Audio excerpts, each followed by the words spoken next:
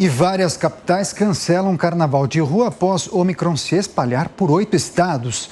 Vamos acionar nossa reportagem. A Beatriz Manfredini está ao vivo com a gente. Beatriz, São Paulo já decidiu sobre os carnavais de rua? Porque eu sei que o Rio de Janeiro, inclusive, fará uma reunião importante hoje para deliberar sobre esse assunto, não é mesmo?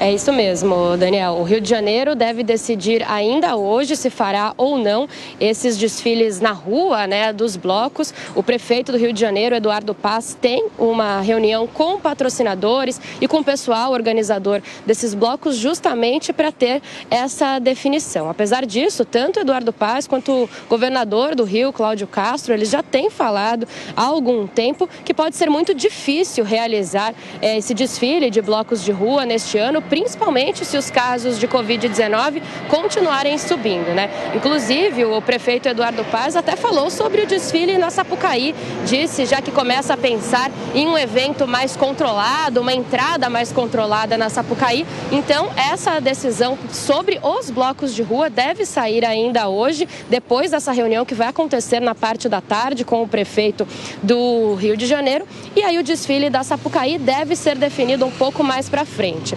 Aqui em São Paulo, a gente também deve ter uma definição ainda na primeira quinzena agora do mês de janeiro. Para a gente ter uma ideia, a Prefeitura aprovou o desfile de 696 blocos de rua até agora e outros 64 cancelaram seus desfiles por conta própria, como, por exemplo, o bloco de alguns artistas como Daniela Mercury e Thiago Abravanel cancelaram a participação justamente por conta dessa alta nos casos de Covid-19 e muita gente também dá como justificativa a alta nos casos de gripe, Mas até o momento, aqui em São Paulo, o carnaval está mantido, O desfile tanto dos blocos de rua quanto o desfile das escolas de samba, mas o que diz o prefeito Ricardo Nunes é que a definição mesmo vai vir das autoridades de saúde da cidade, dependendo do cenário epidemiológico. Então, a definição aqui em São Paulo deve sair até o dia 15 de janeiro. Algumas outras cidades, como por exemplo Belo Horizonte, Salvador, Fortaleza e Campo Grande, já cancelaram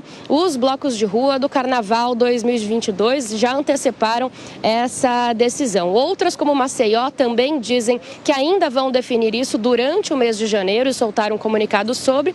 E há ainda cidades como Curitiba que já definiram que os desfiles serão apenas virtuais, Daniel.